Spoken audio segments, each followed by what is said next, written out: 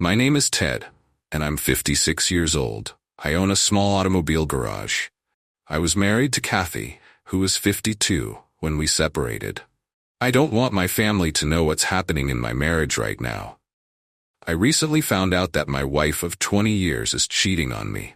I discovered this by accident. Kathy, a nurse practitioner, was called in for an overnight shift. I couldn't reach her, so I called the hospital. They told me she left a few hours ago. That didn't make sense. Why would she tell me she had to work when she'd left hours ago? I decided to drive by her work to see if her car was there. But it wasn't. I continued driving around the area, but I couldn't find her car. I called her again, but nothing. It went straight to voicemail, so I left a message. I'm trying not to panic, but there's this sick feeling in my stomach. My wife has never kept anything from me, not even when we were dating in college. I'm concerned, because if something is bothering her, she would tell me. I'm not sure what to do, but I know I need to find out what's going on. I continued to drive around looking for her car, but I still couldn't find it, so I went home and waited for her to call me.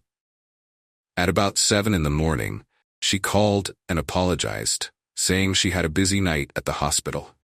That's why she didn't call me back. I thought to myself, she's lying. I know she is, but I just said it's okay. We'll talk when you get home.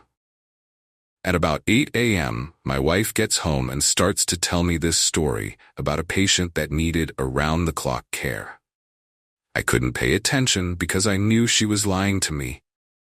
As I continued to listen, all I could think about was how to find out why she was lying to me. After we talked for a bit, she went to clean up, and eventually she went to bed. I had to go to work. Working for the city meant I couldn't just take off to track her movements. If she was cheating, I wanted to know. During my lunch break, I called a few private investigators. It was expensive, but these guys were reputedly good, and I didn't have time to keep trying to follow her.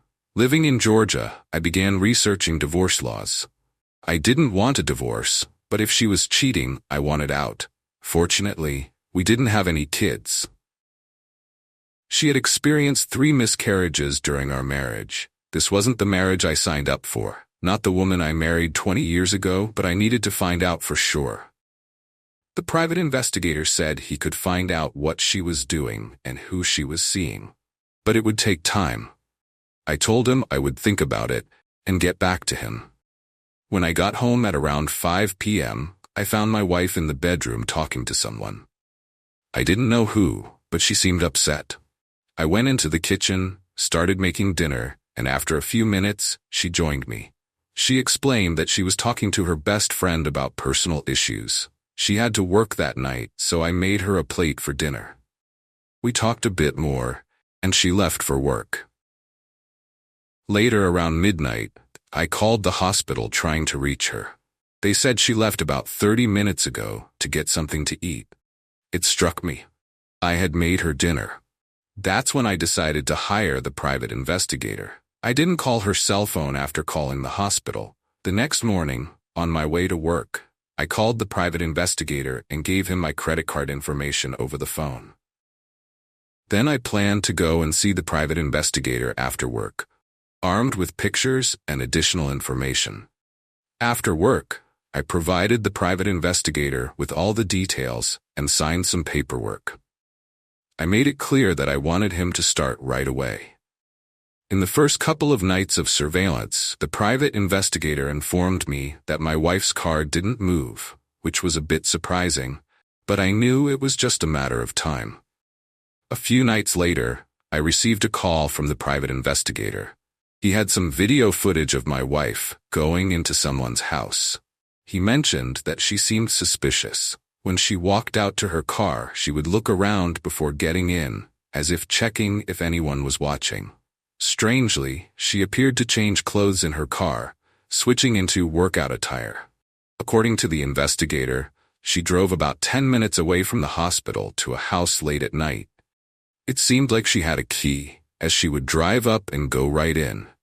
She stayed there for 45 minutes to an hour, and when she left, no one accompanied her to the door.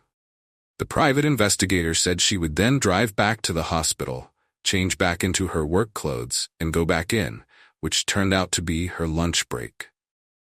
However, I told him I needed more evidence, something showing that she was involved with another man intimately. As horrible as it sounded, I needed concrete proof. The private investigator assured me that he would continue efforts to gather more video footage. A few nights later, he called me back with more footage revealing that my wife had met a man at an all-night diner. According to the investigator, she walked in, kissed the guy at a table, and sat down. He noted that she must have taken an extended lunch break since she was gone for almost an hour before heading back to work. However, this time things didn't unfold the same way. After they ate, the private investigator said they both got into separate vehicles and went back to his place. They got out, walked up to the front door, and started making out before going inside. After receiving this surveillance footage, I instructed the investigator to compile it for me and let me know when he was done. Over the next few days, I started getting my affairs in order. I wanted to ensure that everything was taken care of so that I wouldn't have to worry about anything. I met with my attorney and informed him about the situation. He began helping me file for divorce and provided advice on the next steps. A few days later, the private investigator called and informed me that he had the video footage put together. I went over to his office, and he showed me the footage. Throughout all this, I hadn't told my wife anything or acted any differently. It's worth noting that we had a dead bedroom, and I wondered why. When my lawyer asked me if I wanted to go for spousal support, I was taken aback. I asked him about it, and he pointed out the significant income disparity between my wife, a nurse practitioner earning almost $100,000 a year, and myself making about $50,000 a year. My attorney suggested going for spousal support, and despite my skepticism, I decided to give it a try. A few weeks later, we included the spousal support request in the divorce papers. When my wife was served with the divorce papers, she was shocked and called me to ask what was going on. I told her, "I think you know what's going on." She inquired if I had someone following her, and I admitted that I did. Once she realized I was aware of her infidelity, she apologized and suggested marriage counseling, but I declined everything she offered, considering it all to be insincere. I never asked her why she cheated. It did not matter. The dead do not question their killers why they were killed. She killed my faith in our marriage.